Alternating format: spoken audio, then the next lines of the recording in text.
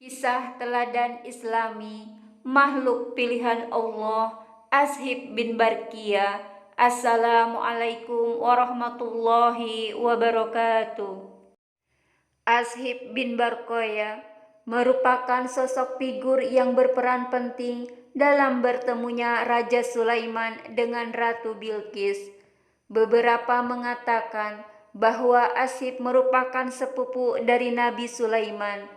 Akan tetapi, sebagian yang lain mengatakan bahwa Ashib merupakan sekretaris dari Nabi Sulaiman. Sebagaimana dikisahkan dalam Al-Quran, Raja Sulaiman sendiri merupakan sosok yang memiliki kelebihan, dapat berbicara dengan semua makhluk, mulai dari hewan, tumbuhan, bahkan semua yang berasal dari negeri goib. Dikisahkan, Nabi Sulaiman merupakan raja yang wilayah kekuasaannya sangat luas. Pada suatu hari, Nabi Sulaiman menginginkan seluruh makhluk yang berada di bawah kekuasaannya untuk berkumpul. Akan tetapi, ketika pengabsenan, tidak dijumpai sosok burung hudhud dalam majlis tersebut. Nabi Sulaiman bertanya kepada Hudhud tentang alasan mengapa ia tak ikut berkumpul pada hari itu. Burung Hudhud pun menceritakan bahwa ketika seluruh makhluk berkumpul, ia sedang berpatroli menuju arah Yaman, tepatnya daerah Sabah. Ketika sampai di tempat tersebut, ia menjumpai suatu kerajaan besar yang dipimpin oleh seorang wanita. Akan tetapi, Hudhud melihat ada yang aneh di kerajaan tersebut, yakni mereka tidak menyembah Allah, akan tetapi menyembah matahari dan bintang-bintang. Mendengar cerita Hudhud, Nabi Sulaiman tertarik untuk mencari tahu lebih dalam mengenai siapakah ratu dari kerajaan tersebut.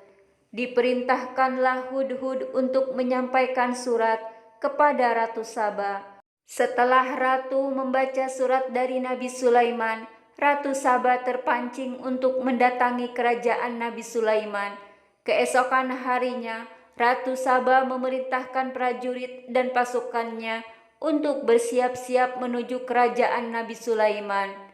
Mendapat kabar bahwa Ratu Saba yang bernama Bilqis tersebut hendak menuju kerajaan Nabi Sulaiman, beliau mengadakan sayembara bagi siapapun yang dapat memindahkan kerajaan Ratu Bilqis ke hadapannya. Kemudian jin Ifrit menawarkan kepada Nabi Sulaiman dan menyatakan bahwa ia dapat memindahkan kerajaan Ratu Bilqis dengan hanya waktu dari Nabi Sulaiman duduk hingga sebelum Nabi Sulaiman berdiri dengan sempurna. Ia menawarkan kemampuannya dengan menyombongkan diri bahwa ia kuat dan dapat dipercaya.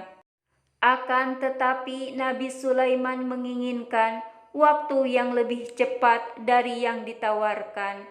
Jin Ifrit kepadanya, "Datanglah seorang pemuda dengan karismanya yang terpancar jelas. Ia adalah Ashib bin Barkoya yang menawarkan kemampuannya untuk memindahkan kerajaan Ratu Bilqis hanya dalam satu kedipan mata." Nabi Sulaiman sangat bersyukur dan gembira mendengar tawaran tersebut. Ashib pun berhasil membuktikannya. Ia berhasil memindahkan singgasana Ratu Bilqis yang berada di Yaman menjadi di Baitul Maqdis, Palestina dalam satu kedipan mata. Nabi Sulaiman dan segenap orang yang menyaksikan terkesima akan kehebatan Ashib. Lalu apakah yang membuat Ashib memiliki kehebatan yang melebihi jin Ifrit? Ini adalah contoh nyata bahwa Allah memiliki hamba-hamba eksklusif yang sudah tidak lagi dipusingkan perihal surga dan neraka. Ashib merupakan sosok figur yang beribadah kepada Allah bukan karena takut akan neraka dan menginginkan surga. Akan tetapi, ia beribadah hanya karena cintanya kepada Sang Pencipta, membawanya pada tingkatan yang lebih tinggi dari manusia lainnya. Ashib bukan seorang ilmuwan, akan tetapi ia adalah seorang ahli tasyawuf yang mengamalkan banyak tarekat dikarenakan ia dekat dengan Allah, sehingga ia memiliki kelebihan-kelebihan yang tak disangka-sangka. Begitu banyak ilmu laduni yang ia terima langsung dari Allah, sehingga tak heran jika di kalangan kajian-kajian yang membahas ilmu tasyawuf ia sangat dikenal dan sangat menjadi panutan. Apa yang ada dalam hati Ashib dan ia niatkan, maka niscaya akan terjadi, termasuk berpindahnya istana Ratu Bilqis. Dalam suatu riwayat dikatakan bahwa Ashib dahulunya adalah seorang ahli maksiat. Meski demikian, ia kemudian bertobat dan menjadi hamba yang sangat taat. Ashib bin Barkia adalah wazir atau perdana menteri kerajaan Bani Israel pada masa kepemimpinan Nabi Sulaiman bin Daud alaihissalam. Ayahnya yang bernama Barkia adalah putra seorang panglima dan raja Bani Israel bernama Talut. Turunan Bunyamin, putra Nabi Yakub alaihissalam. Adapun saudara perempuan Barkia, Ibnu Abbas berkata, ini adalah Ashib, juru tulis Sulaiman.